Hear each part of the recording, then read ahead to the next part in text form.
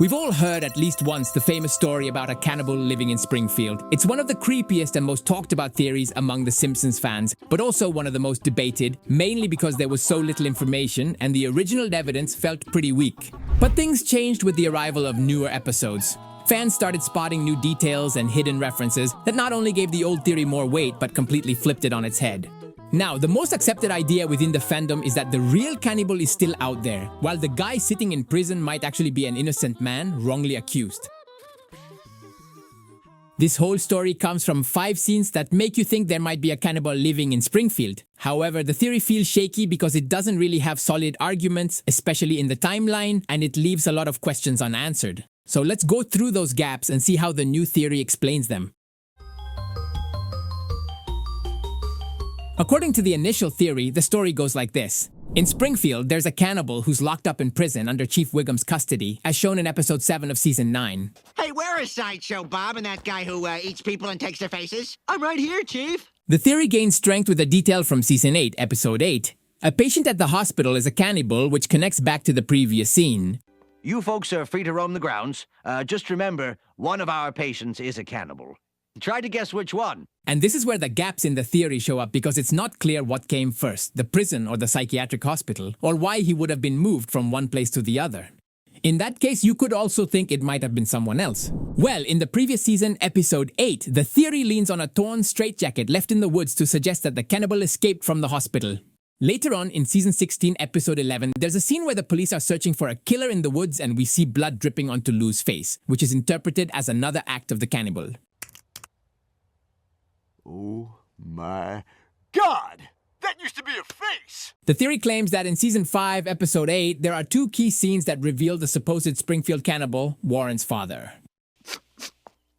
Oh, Warren, I know your dad is in prison, but don't you fret. According to this version, he would have chased the group and attacked from the shadows, which is what gave rise to the popular theory. However, when you look closely at it, there are gaps and contradictions that weaken its credibility.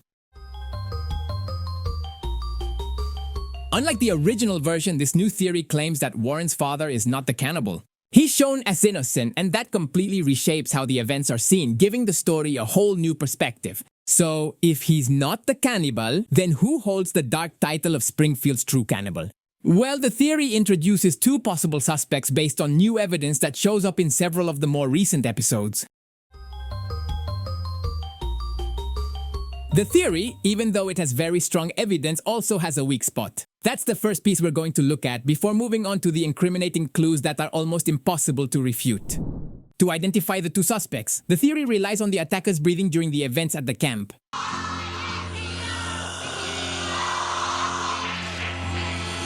That breathing is first linked to groundskeeper Willie, since in several scenes he can be heard with a similar pattern. However, this is considered the weakest piece of evidence because it can be easily refuted. The second suspect is Doris, the lunch lady from Springfield Elementary. Her connection to the attacker's breathing comes from a scene where she's shown wearing a mask while a crowd is chasing Homer. It's a strange detail, but also one that's easy to question. That's why, even though the breathing evidence is the weakest part of the theory, it's balanced out by stronger clues that point to both Willie and Doris as possible cannibals. Even if we accept that the breathing gives them away as possible attackers, the central point of the theory still isn't solved. To hold up, it has to prove with clear evidence that either Willie or Doris not only attack but also practice cannibalism. Let's start with the evidence that incriminates Doris, the lunch lady from Springfield Elementary. The theory leans on 2 particular scenes. The first one seems convincing, but it's actually weak because it comes from Nightmare Cafeteria, a Treehouse of Horror special that isn't considered part of the main Simpsons storyline. However, the main piece of evidence against lunch lady Doris shows up in season 24, episode 10, titled A Test Before Trying. In this episode, the school is about to shut down due to lack of resources, and during an administrative meeting, Mrs. Crabapple reveals a compromising fact about lunch lady Doris. We all came here to avoid scrutiny. Who else would hire a lunch lady accused of poisoning her husband? In this scene, it's revealed that lunch lady Doris is the prime suspect in the murder of her own husband. A disturbing detail that also takes place before she was hired at Springfield Elementary, that is before the supposed events connected to the cannibal. Later, we will present the chronological structure to better understand how these events fit together. In her defense, Doris insists she was never convicted, pointing out that the body was never found despite the fact that it was known he had been poisoned. Never convicted. They couldn't find the body. But the worst and most incriminating part is the phrase she says next. Anyone care for some chicken Pete pie? Did you say chicken Pete pie? His friends called him Pete. This scene not only confirms she killed him, but also ties her to cannibalism, since it seems she ate him piece by piece, which explains why the body was never found. At this point, the Nightmare Cafeteria episode no longer feels like just a Halloween exaggeration. Instead, it comes across as a chilling window into the unsettling habits of a cafeteria worker who, according to suspicions, might be a cannibal. Another piece of evidence against Doris is linked to the former nurse Phipps, who mysteriously vanished, with fans suspecting Doris was behind it. In Season 4, Episode 20, right before the camp attack, Nurse Phipps suddenly vanishes without a trace. And in that exact moment, Superintendent Chalmers wonders why Doris is doing her job instead of her. And why is a cafeteria worker posing as a nurse? I get 2 paychecks this way. Doe. The theory suggests that Skinner decided to put Doris in as the nurse just to cut down on expenses. It's not clear if this was a strategy suggested by the lunch lady herself, but the fact is, she stayed in that position for years, as confirmed in Season 6, Episode 22. Lunch Lady Doris, why are you here? Budget cuts. According to the theory, it's not just luck that Nurse Phipps disappears and Doris sticks around in her job. There's more to it than meets the eye. It's suggested that Doris got rid of Phipps to take over her job, echoing her husband's supposed disappearance under similar circumstances. Alright, it's time to check out the evidence that's pointing fingers at groundskeeper Willie. Now we're in Season 26, where groundskeeper Willie is clearly seen carrying the Simpson family, supposedly to eat them, suggesting he's a cannibal. And even though this evidence comes from a Treehouse of Horror episode, the coincidence is too striking to ignore. A cannibal showing up in a Halloween special and later acting suspiciously similar in main episodes doesn't seem like a simple coincidence. For supporters of the theory, this repetition isn't random, it's a subtle hint from the writers themselves. Perhaps it's not just a random gag, but a darker secret lurking right in Springfield's main storyline. But that's not all the evidence pointing to Willie. Think back to the broken straitjacket found in the forest, said to belong to the cannibal. There's definitely a link. In Episode 3 of Season 15, The President Wore Pearls, Superintendent Chalmers sits down with Principal Skinner to figure out how to deal with the power Lisa Simpson earned after the election. Yes, well, we've got to find a way to control her. It's then that they think of someone who could assist them in this matter with the help of a toxin. Hey, maybe that escaped mental patient you hired has some sort of toxin in his shack. The words they use to describe groundskeeper Willie are clear. Escaped mental patient. Yes, hello, Willie. This also makes sense if the patient was someone the Simpsons would recognize, someone who would shock them, as Dr. Foster points out. There are actually 2 more clues pointing at Willie, but we'll save those for later. Before moving on, it's important to sort out the timeline. When and how everything took place. And that's where the original theory stumbles, because it never makes this clear. One of the biggest mistakes people make with these theories is assuming the episodes air in the same order the story unfolds, but that's not how The Simpsons work.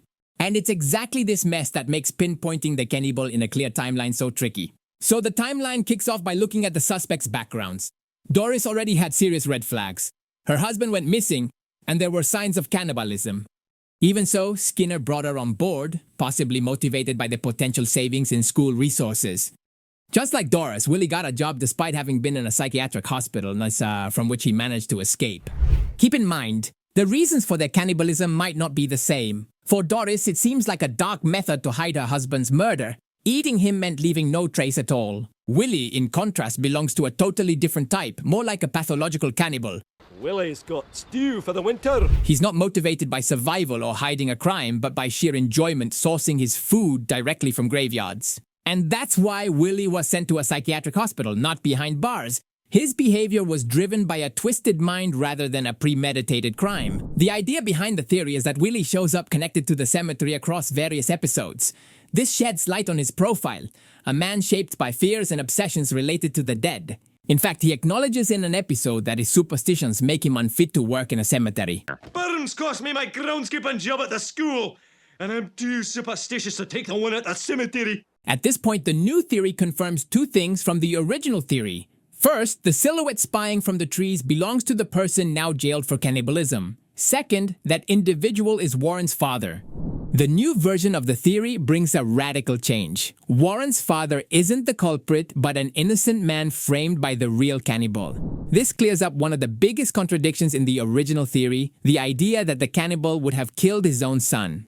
The scene where Warren's dad is taken into custody is still murky in both theories, but this one gives a clear sequence. The camp attack happens first, and only afterward is Warren's father arrested and sentenced. That means the Chief Wiggum scene is a nod to him being behind bars despite his innocence.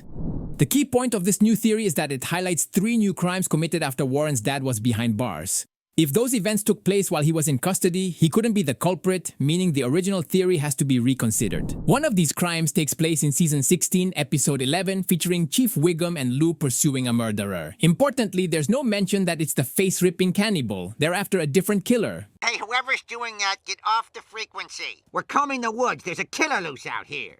Pay close attention to the scene where Lou looks up and gets drops of blood on his face. That moment becomes essential to understanding what happens later, directly connected to this crime. As we know, Warren's father was taken in for cannibalism and the camp murders. But here's the twist. The killings in Springfield didn't end. In fact, they went on, as we just saw in the previous case, raising real doubts about his guilt. The next case happens in the episode Lisa the Veterinarian. Here we see a crime that matches the same disturbing pattern already tied to the Springfield cannibal. And this time it gives us a clue to who's really behind at least 3 of the murders.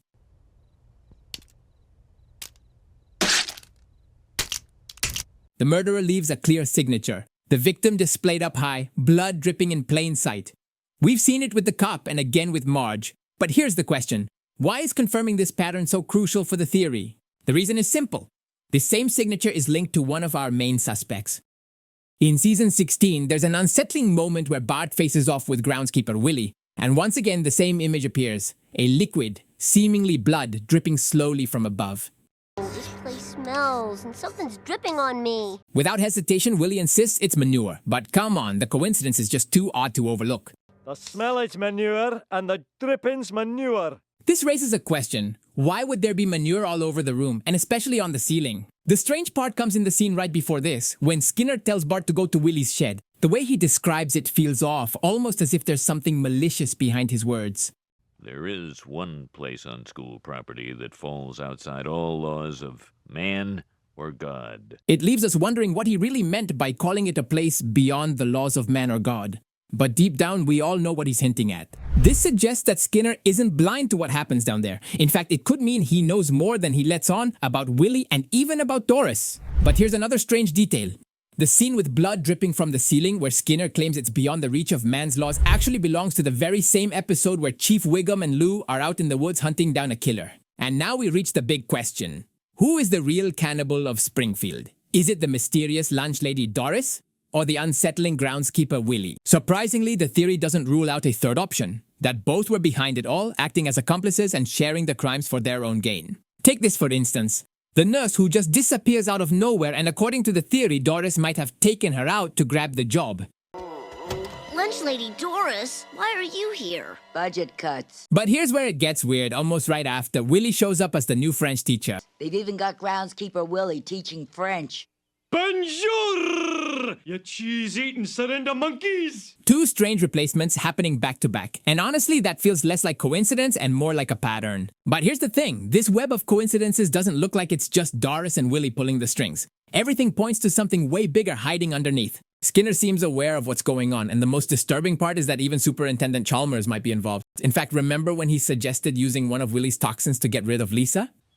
Hey, maybe that escaped mental patient you hired has some sort of toxin in his shack. And this is the point where the nightmare cafeteria stops feeling unreal and starts seeming all too close to reality. So far, the community hasn't really found enough evidence to fully prove or completely destroy this theory. But what they have found are some creepy details about other Springfield residents, like the theory of Dr. Hibbert's lost brothers. And that's exactly what I'll show you in the next video.